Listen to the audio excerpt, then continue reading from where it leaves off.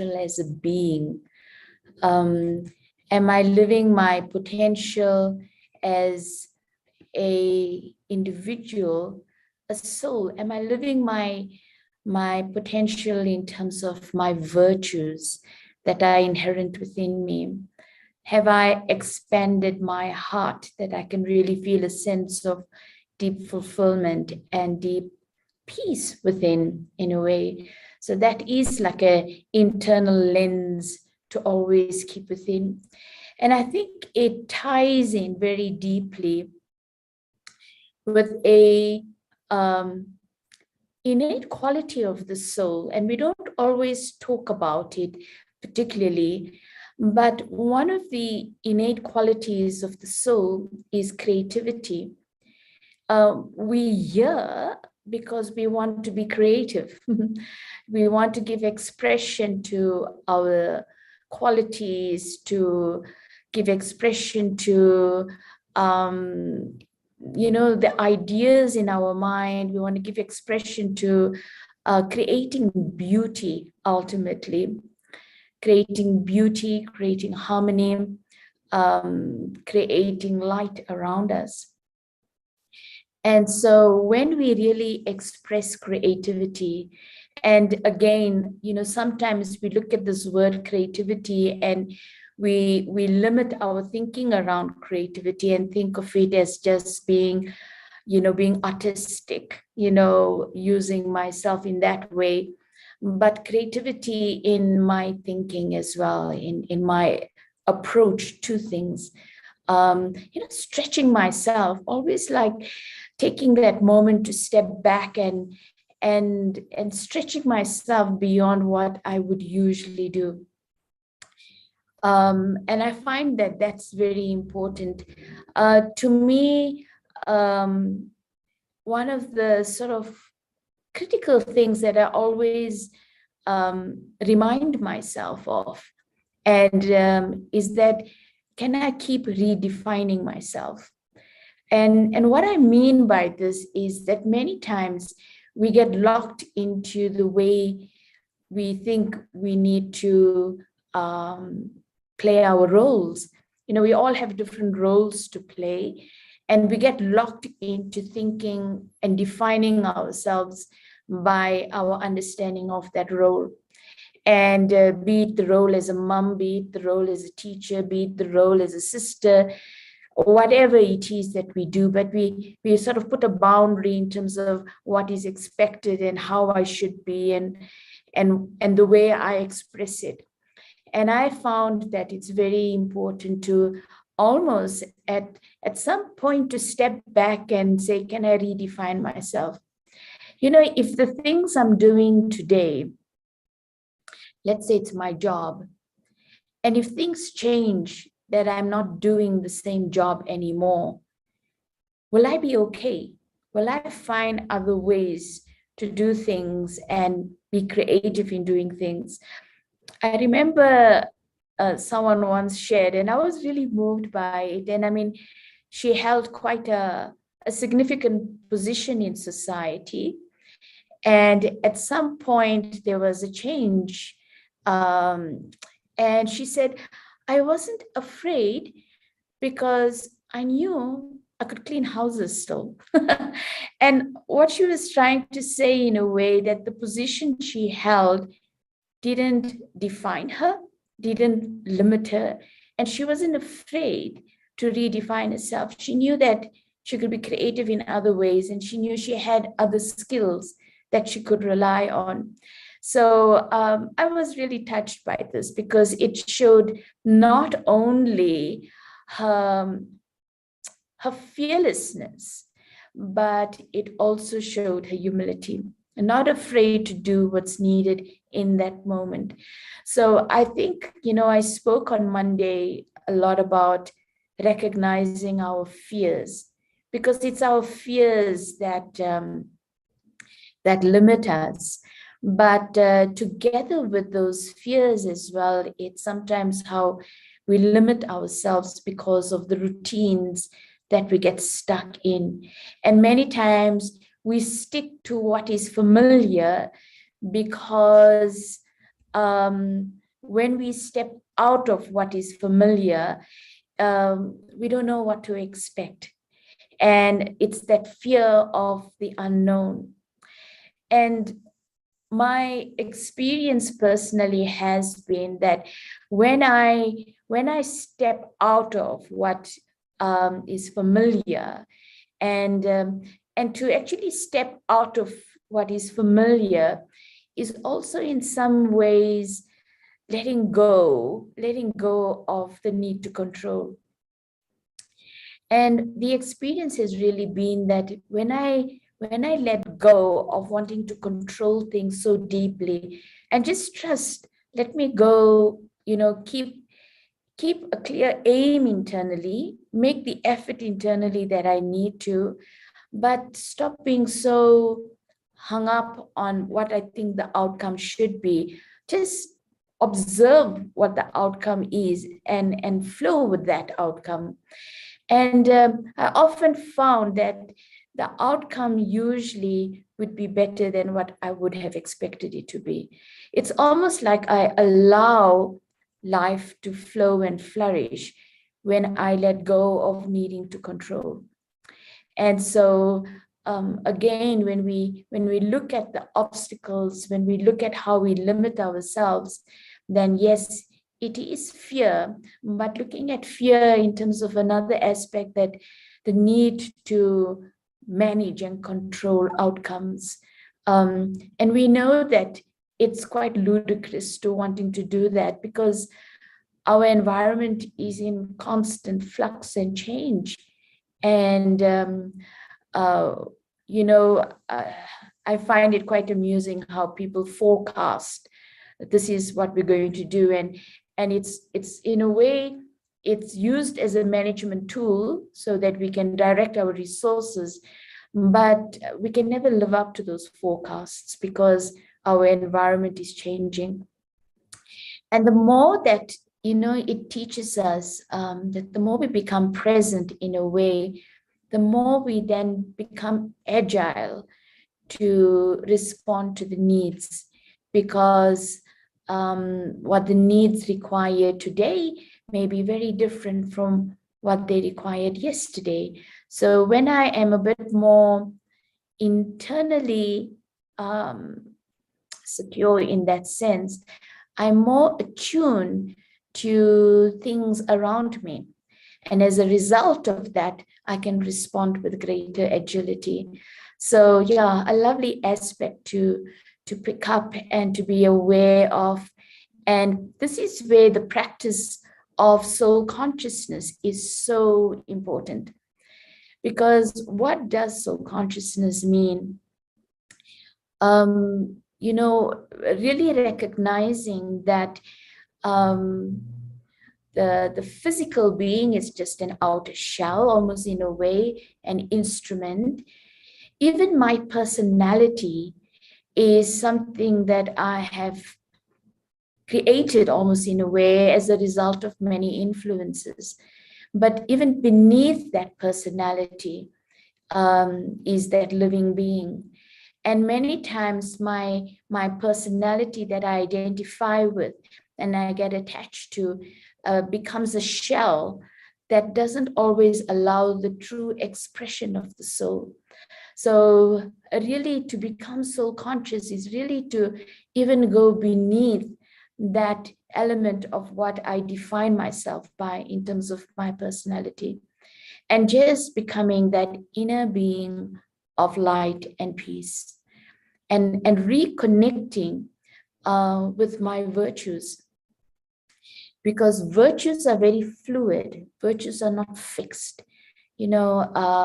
Personality is fixed, and a lot of the times the personality is mixed with ego, and so that's very fixed and inflexible and reactive.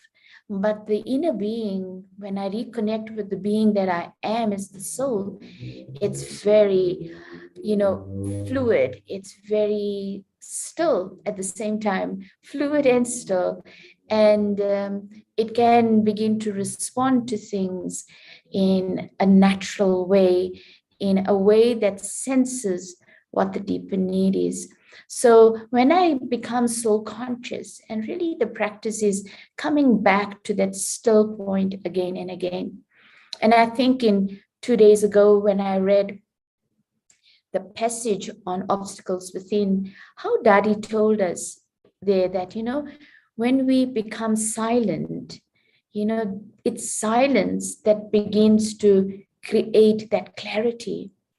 So the more that I become still within, the more it brings the clarity. And I find that that clarity is based on two things.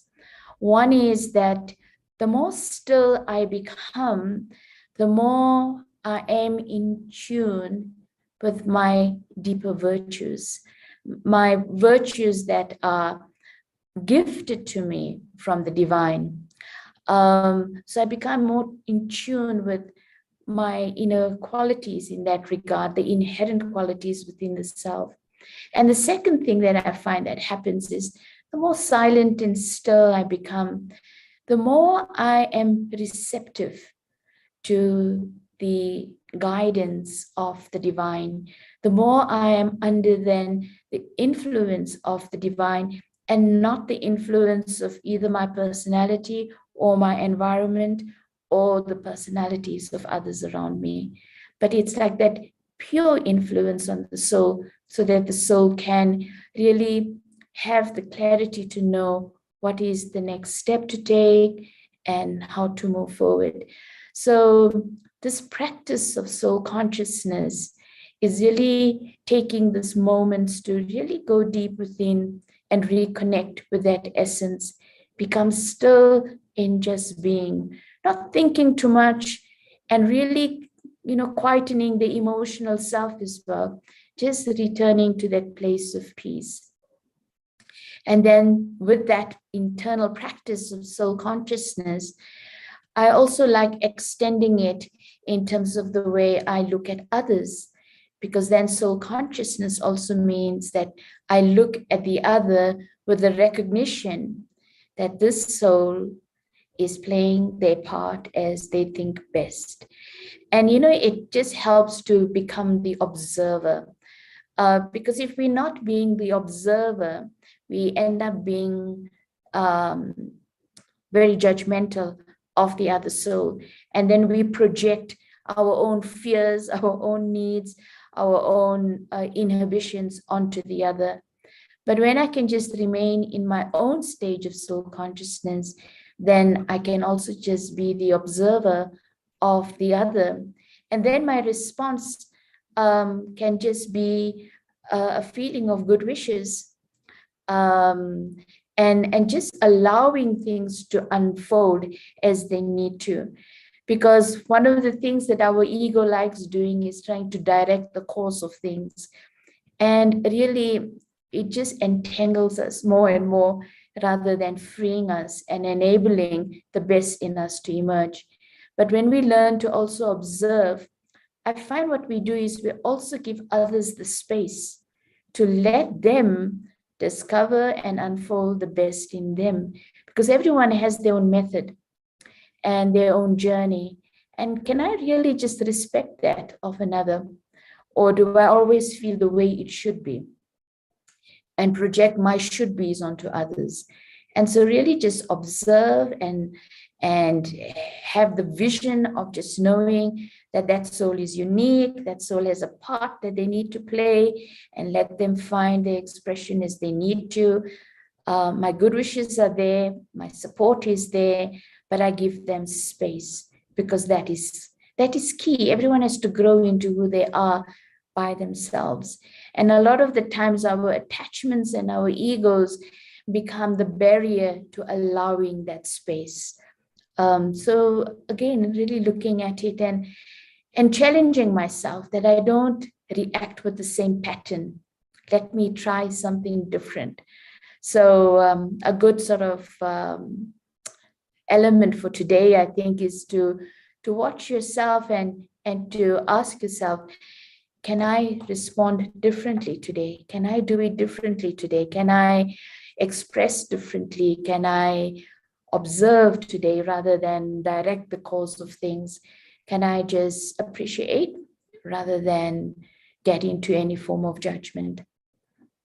So a lovely aspect. And then Dadi, I'd like to read the passage from Dadi today, and it's entitled Spiritual Education.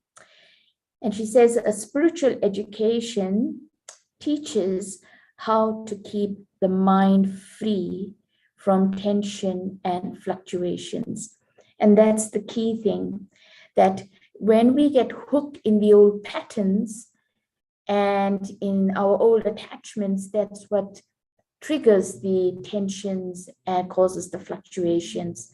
So when I'm really applying spirituality in my awareness, then the sign of that is that there's no push, there's no pull, there's no tension, but that I'm free. The mind is free, the mind is still. An unsteady mind is the result of letting yourself be strongly influenced by human situations. Spiritual awareness keeps you centered and thus protected. Centered, I stay in my truth. I stay in what is really meaningful for me. I stay present. The heart stays free.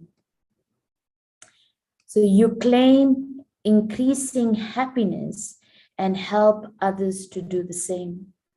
So spiritual awareness keeps you centered and thus protected. You claim increasing happiness and help others to do the same. The world is a supermarket of sorrow. Don't buy any. I love that expression, don't buy it. Lots of things will get thrown at you, just don't buy it. Just don't take it on board. A good spiritual education teaches you how to be discerning in your shopping. So what is it that I'm absorbing? What is it that I'm taking on board? So refuse to accept anything but happiness from others, as well as the world. So it's really about creating this kind of internal filter. One of the things that has happened to us is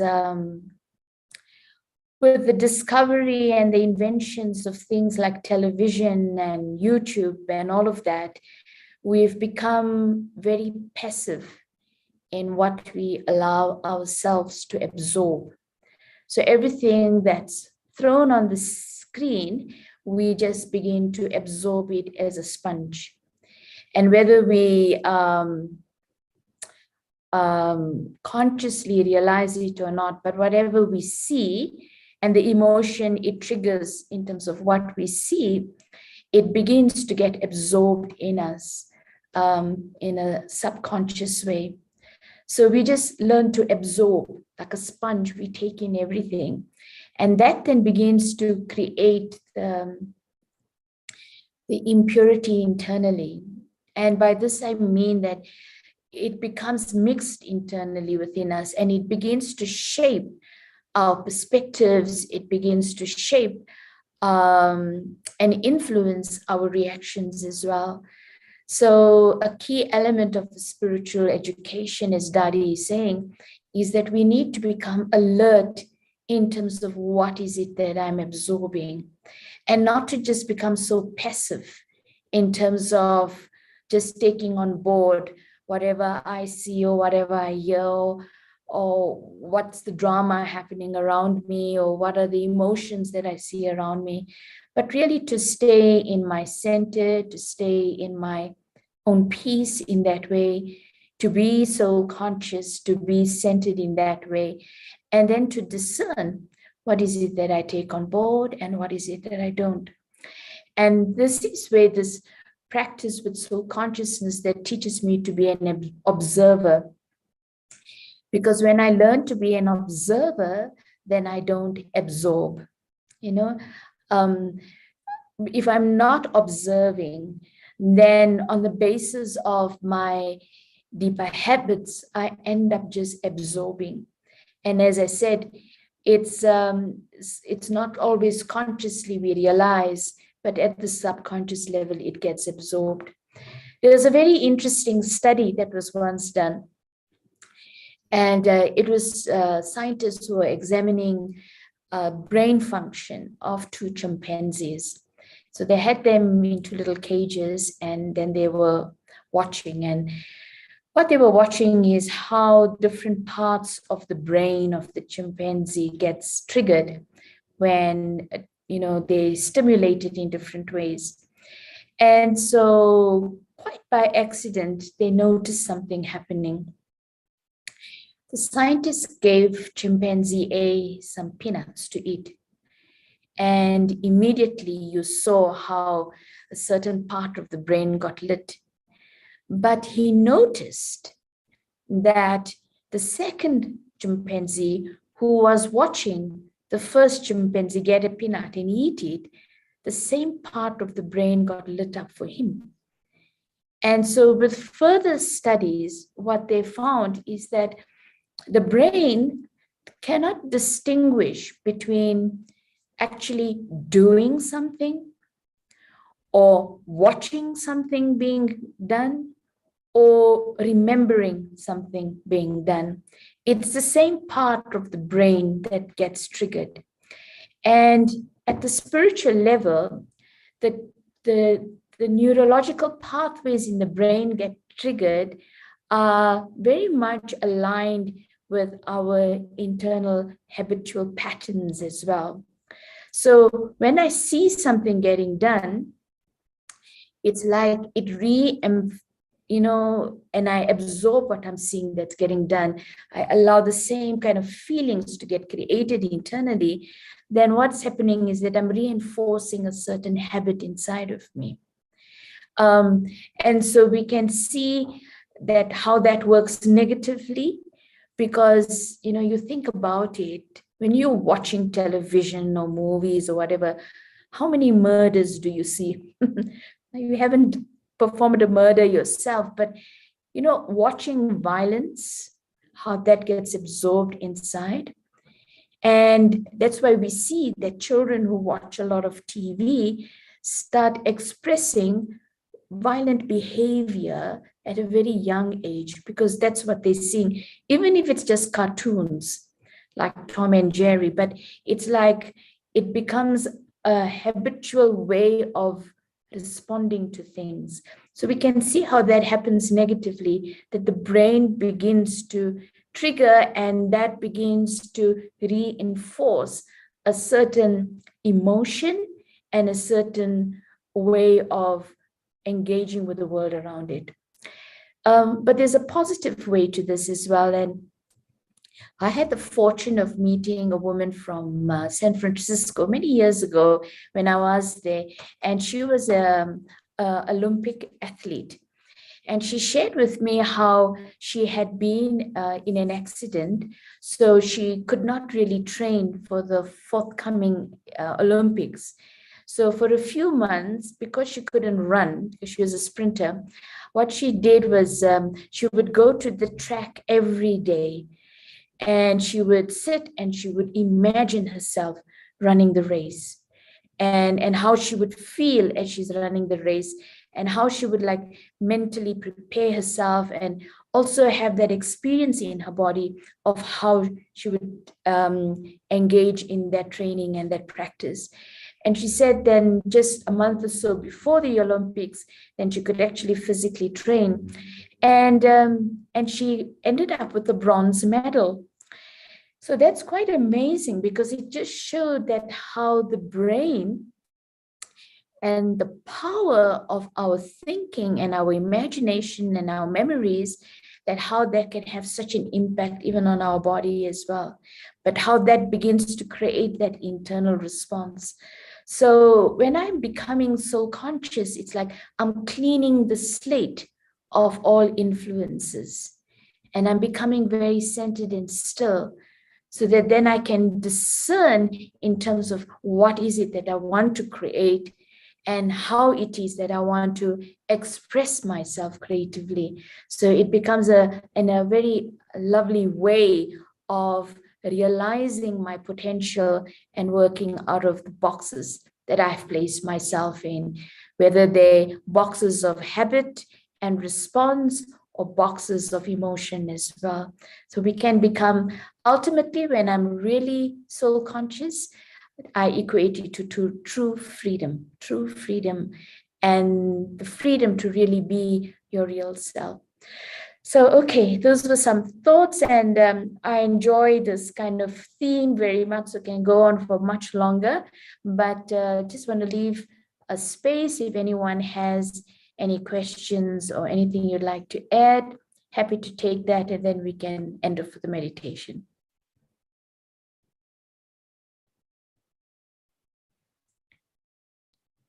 Okay, everyone's content today? No questions? Okay, great. So let's end off with a meditation. So I invite you again just to take a moment and settle yourself, breathing in deeply. Just return your awareness to that deeper part within you of being peace.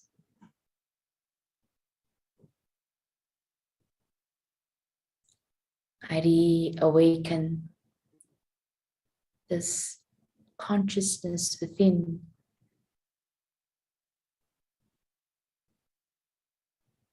this deep memory within, that I am a living being of light.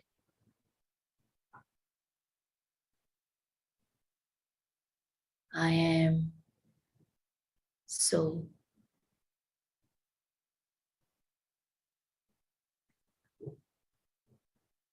And as I awaken to this awareness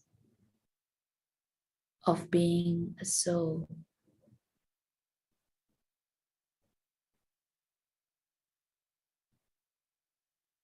I give myself the capacity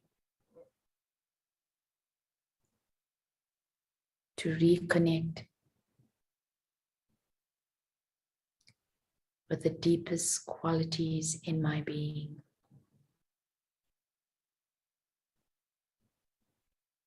Within me, I am peace. Within me, I am love.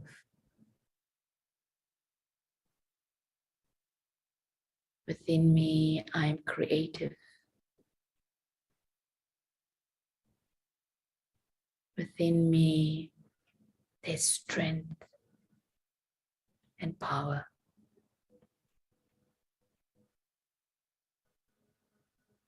So as I rest my awareness on these innate qualities and treasures within me,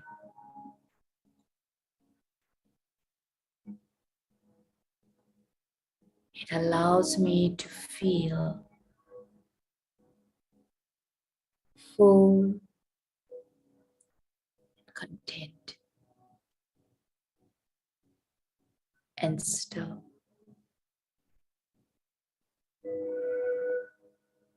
It gives me the capacity to stay connected to that divine source of love and light.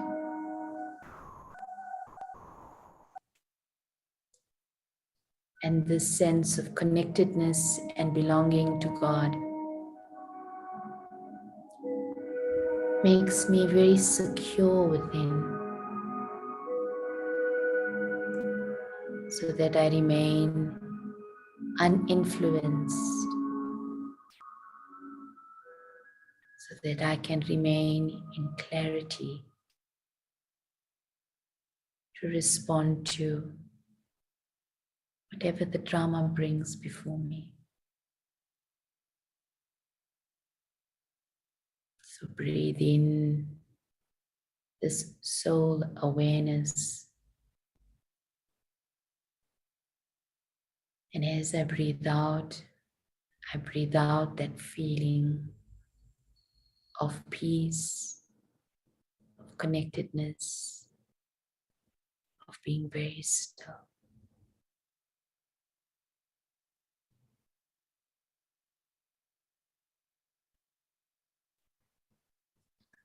Thank you all. Om Shanti, and have a lovely day. And yes, today very gently just watch yourself and ask yourself, can I do it differently? Can I think it differently? And can I respond differently? So have a lovely day.